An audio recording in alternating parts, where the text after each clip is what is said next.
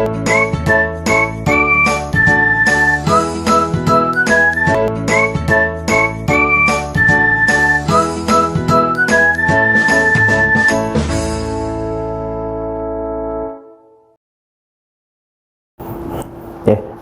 warahmatullahi wabarakatuh. Apa kabar anak-anak semuanya?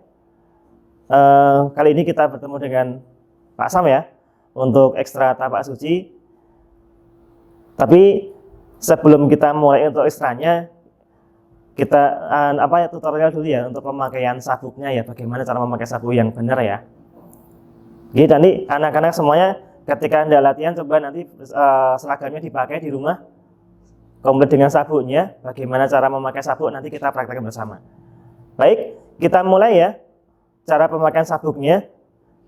Jadi bisa dengan duduk seperti ini, kaki kanan, kaki kiri di depan ya.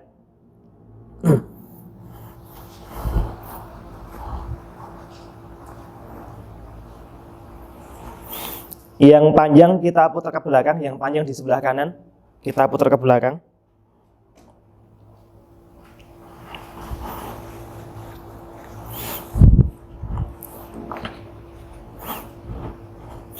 Karena sabuknya Pak Sam panjang, sampai 3 meter, makanya 2 kali muternya. Kemudian yang diputar tadi itu dimasukkan dari bawah.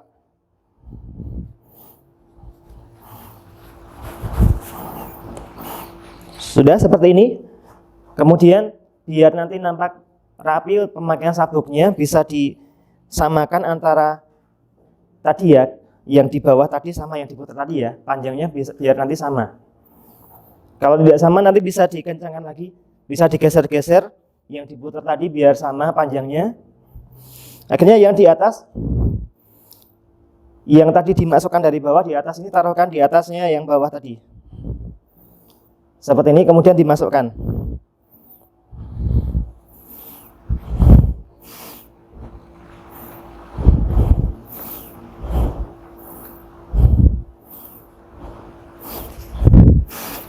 Ya,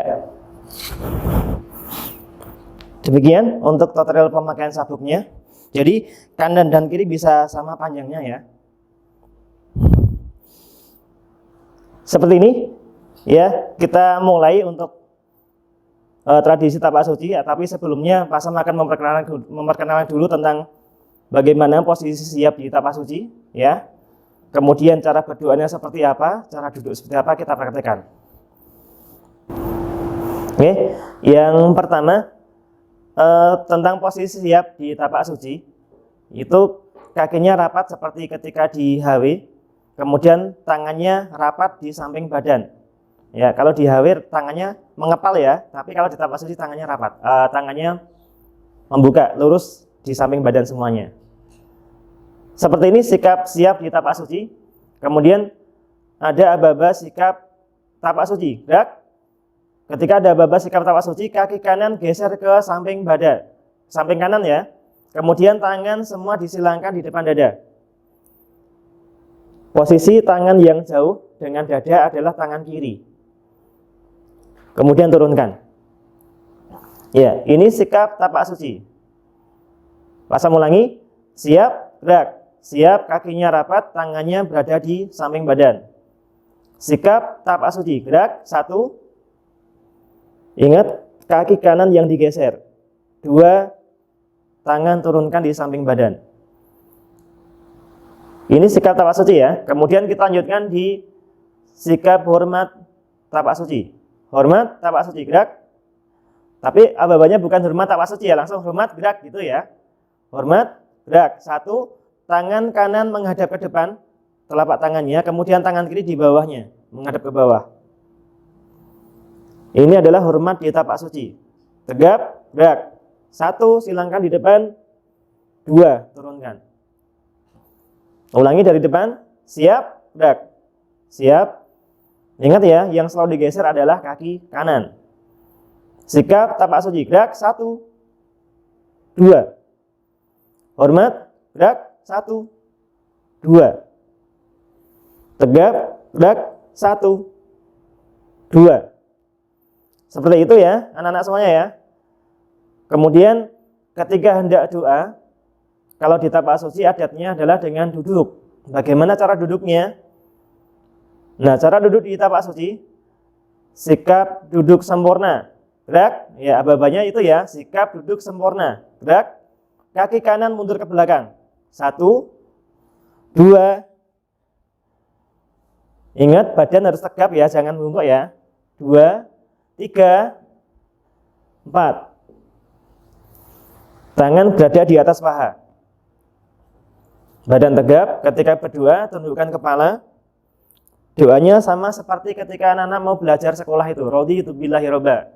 Tapi didahului dengan syahadat ya. Asyhadu alla ilaha illallah wa asyhadu anna Muhammadar Rasulullah. Kemudian raditu billahi robba wa bil islami dina wa bi Muhammadin nabiyya wa rasulah rabbi zidni ilma warzuqni fahma. Ditambah dengan semboyan tapak suci. Apa semboyannya? Dengan iman dan akhlak saya menjadi kuat, tanpa iman dan akhlak saya menjadi lemah. La haula wala quwata illa billah. Selesai. Kemudian kembali berdiri, sikap tapak suci. Gerak.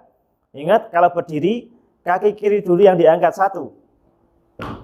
Ada hentakannya ya. 2, 3, 4. Selesai untuk adat tapak suci seperti itu ya adatnya ya.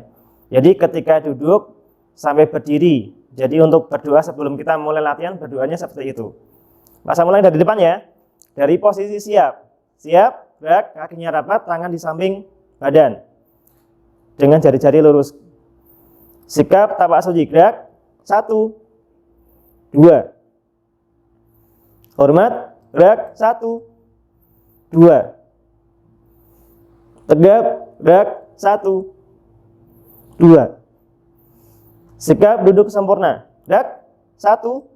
Kaki kanan mundur ke belakang. 2. Turunkan.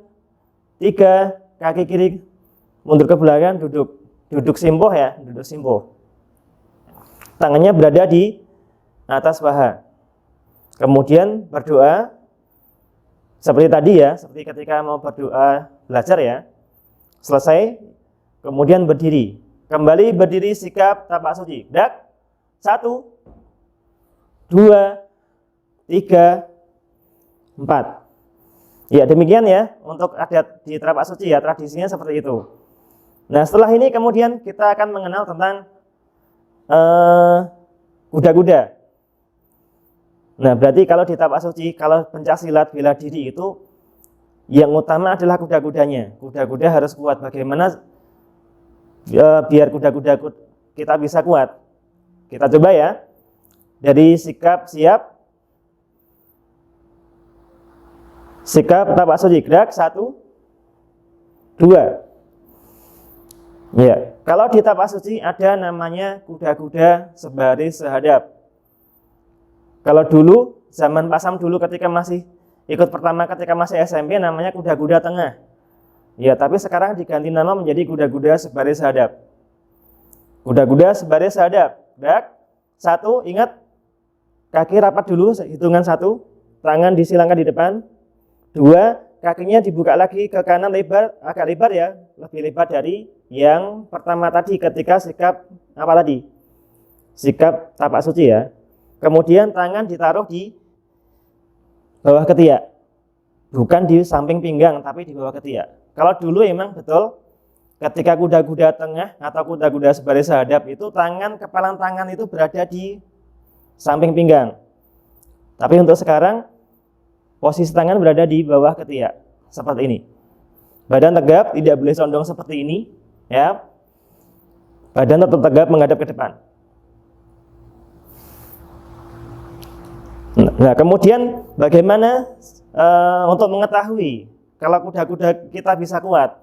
Jadi ketika kuda-kuda seperti ini posisi kakinya, kaki ini menghadap ke depan semuanya. Ya, kaki menghadap ke depan. Tidak menghadap ke samping seperti ini ya. Kalau seperti ini nanti ketika ada orang yang berdiri ataupun ada ketendang kakinya nanti akan bisa seperti ini. Nanti akhirnya patah kakinya. Makanya untuk kuda-kuda kita bisa biar kuat, kakinya menghadap ke depan.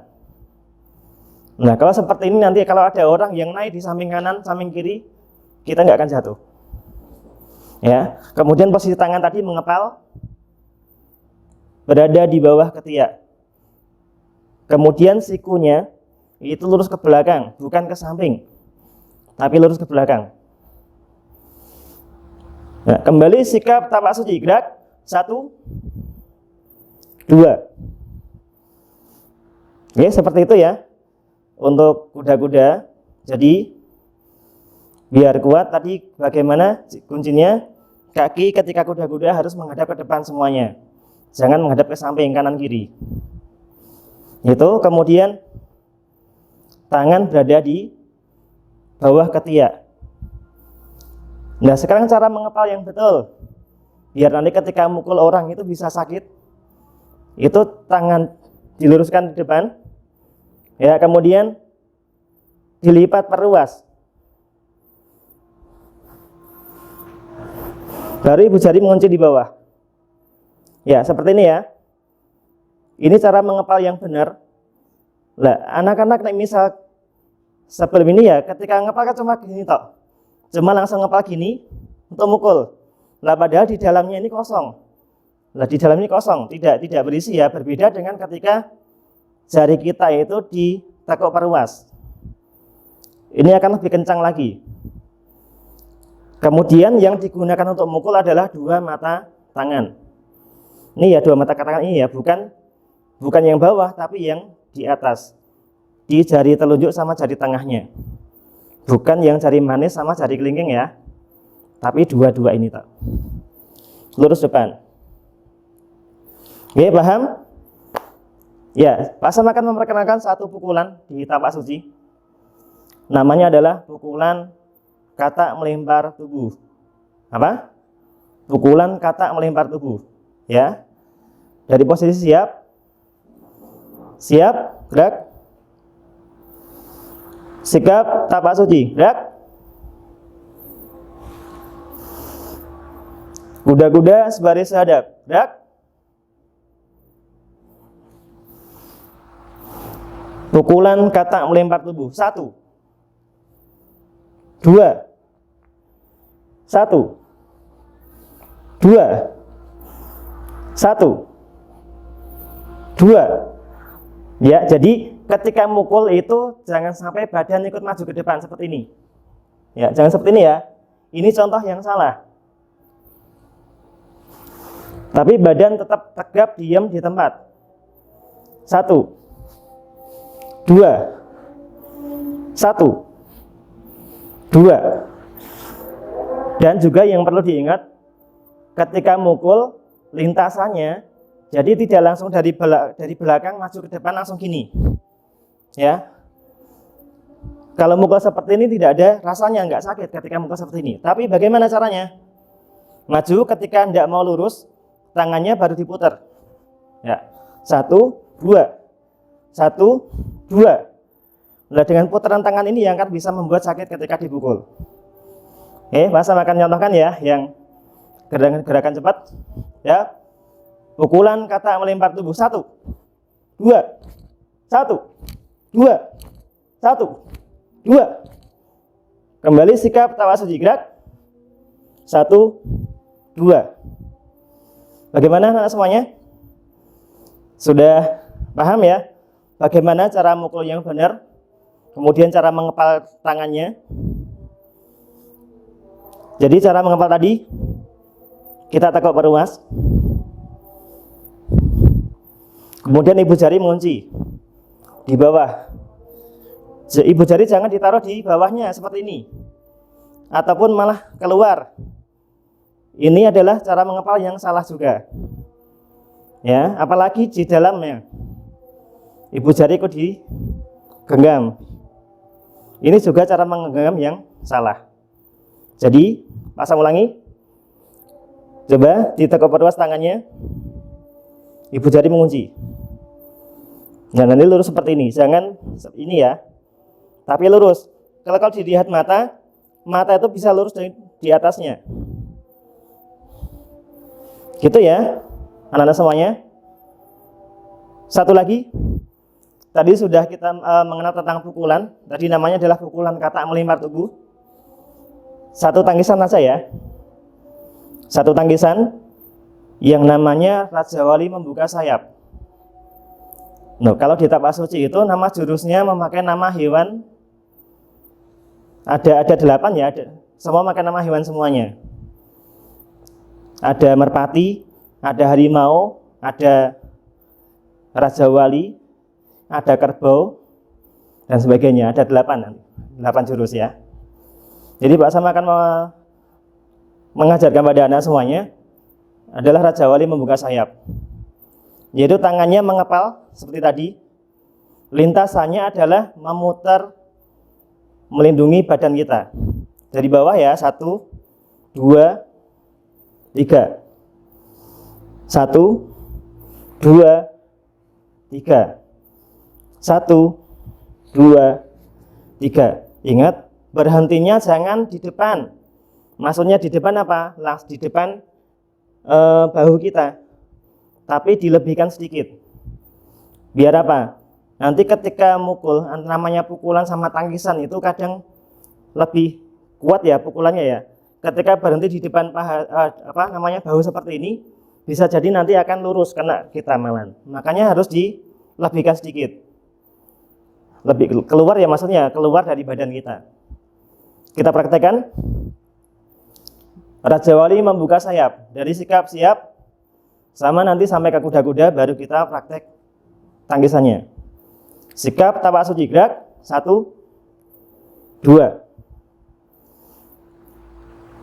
Kuda-kuda sebaris hadap gerak. Ingat, yang digeser adalah kaki kanan. Raja Wali membuka sayap 1. Ini 2 hitungan dulu ya. 1, 2, 1, 2, 1, 2, 1, 2, 1, 2. Yang dipakai nangkes apa? Ini ya, di bawah pergelangan tangan. Ini yang kita pakai nangkes, yang di luar. Nanti ada kalau ini keluar, membuka sayap ya, membuka itu keluar. Nanti ada juga menutup sayap. Oke, Pak Sam ulang ya. 1 hitungan selesai. Raja Wali membuka sayap 1, 2, 1, 2, 1, 2, 1, 2, 1, 2. Kembali sikap tapak suci gerak 1, 2. Ya, demikian ya anak-anak semuanya untuk pertemuan kali ini tentang ekstra tapak suci ya. Jadi tadi adalah kita mengenal tradisi di tapak suci, mulai dari siap, kemudian duduk untuk berdoa, berdiri, baru mulai latihan. Dan tadi kita sudah belajar tentang kuda-kuda ya. Ada kuda-kuda apa tadi? Kuda-kuda sebaris sehadap. Kemudian pukulan kata melempar tubuh. Yang ketiga adalah tangkisan Raja Wali membuka sayap. Ya, kalau tadi ketika membuka itu dari siap, sikap tapak suci, hormat, kemudian duduk. Nah, ketika mau penutupan, hormatnya terakhir. Ya. Jadi langsung ya kita akhiri ya dengan doa. Siap, gerak. Sikap tapak suci, gerak. Sikap duduk sempurna, gerak.